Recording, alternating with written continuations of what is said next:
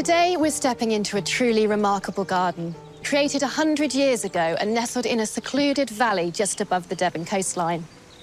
This is Coleton Fishacre, once a holiday home of Rupert D'Oyley Carte, son of the man who brought Gilbert and Sullivan together and whose family name became synonymous with their work. As a lifelong Gilbert and Sullivan fan, it's a real treat to be here, and I can't wait to explore this unique space. Now in the care of the National Trust, the gardens at Coleton Fishacre combine arts and crafts elegance with subtropical planting, shaped by the site's warm, sheltered microclimate. Winding paths lead through lush ravines, exotic borders, and sweeping views out to sea. Thank you so much for having me. What can you tell me about this garden? Oh, you're welcome. It's lovely to have you here. So, Coleton Fishacre dates from the mid-1920s. The D'Oyley Carte family, Rupert and Dorothy, were down in the West Country on holiday, sailing towards Dartmouth, and they saw a valley that was a meadow and thought that it would be the perfect place to build a holiday home. And of course, Rupert's father, Richard D'Oyley Carte, in London, built the Savoy Hotel, the Savoy Theatre. And how do you think it links the glamour and the glitz of London theatre with this garden? How do you think they marry together? In some ways, I think it was almost an antidote for that London scene. This was a place where they came to relax and escape from the busyness of London life. Tell me a little bit about where we are now. It seems like a very beautifully floriferous spot underneath the cherry trees. So this is Semley Terrace, and it was deemed to be a very seemly place to be. And it's a place where we want visitors to come and feel tranquil, calm, relaxed, and you get that from the wonderful canopy of cherry trees that we have above us, and then the muted colour palette in the herbaceous borders beneath us. It feels really peaceful, and you said about the cherry blossoms. Of course, the Japanese love that. They worship their cherry trees, don't they? Yes. Everything here, the camassias, everything just seems calm. It's a beautiful spot. If people want to grow cherry trees at home, have you got any tips? Well, firstly, cherry trees are a wonderful option for small gardens because they don't grow that big and they have multi-seasonal interest, so you get wonderful autumn colour with many of them as well. My main tip would be prune in summer rather than winter because they can be susceptible to diseases. But there's so much more of this garden that I'd like to show you. So shall we go? Great.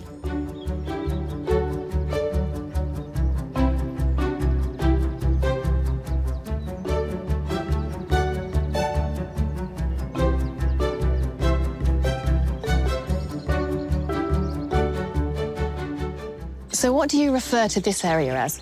So we're coming to Kent's Border now, and it's named after the foreman of the build of the mansion house. And that's really lovely in a way, because it seems like the D'Oyley Carte's a bit like in the world of theatre. It takes a whole team of people to put something together, so they're acknowledging the work of others here. And tell me about the planting. Yeah, so the planting is as mixed. We have a lot of herbaceous plants in here, but we also have some key structural elements. We have topiary, which is unique to this border. We don't have topiary in other parts of the garden. And the main reason for incorporating topiary into this design was to pick up the finials on top of the wall, so it helps to link the soft landscaping with the hard landscaping.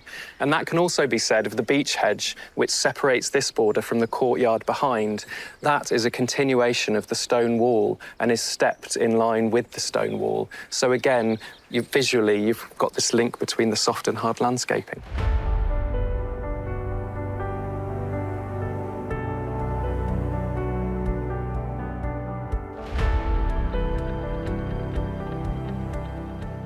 This feels really arts and crafts, and I love the Californian poppy and Mexican fleabane, one of my favourite plants. It's such a good doer, isn't it? Yeah, they're wonderful, and it really helps to soften the overall effect on these formal house terraces. And they all self-seed everywhere, so a great plant for a multitude of locations. And flower right through the summer, don't they? Yeah, wonderfully. Maybe 9 months of flowering. And is that something you think about, is as you said, softening the hard landscaping here with your planting? Yeah, it's very much in line with the kind of ethos of the arts and crafts period. You have these formal elements, certainly in close proximity to the mansion house, but then the plants within the wall itself just helps to soften the overall impact.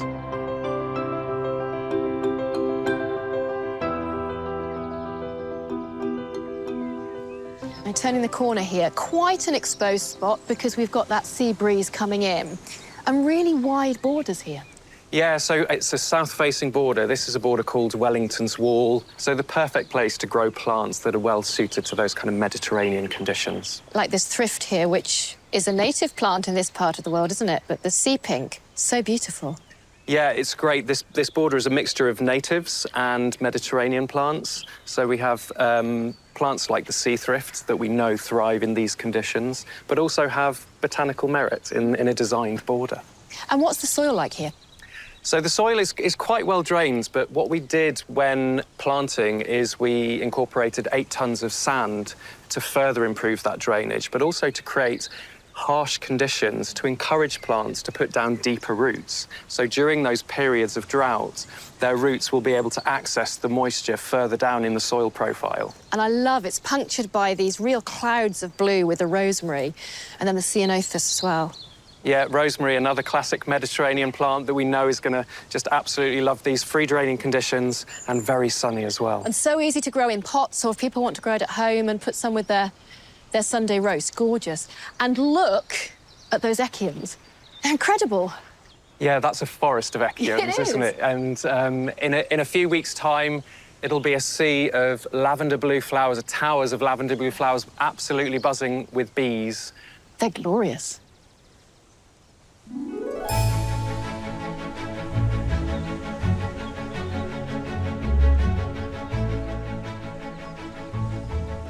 I can just see past the pine tree.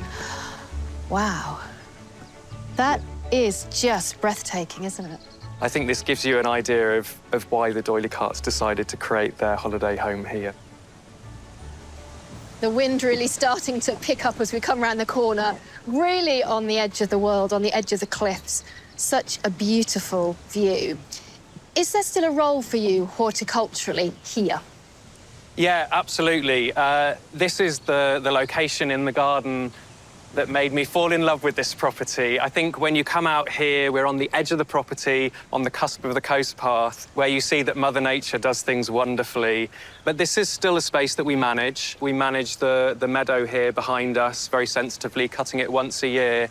But other than that, we are led by nature, which is something that we can take into our kind of role within the garden itself in terms of being led by nature, being inspired by nature.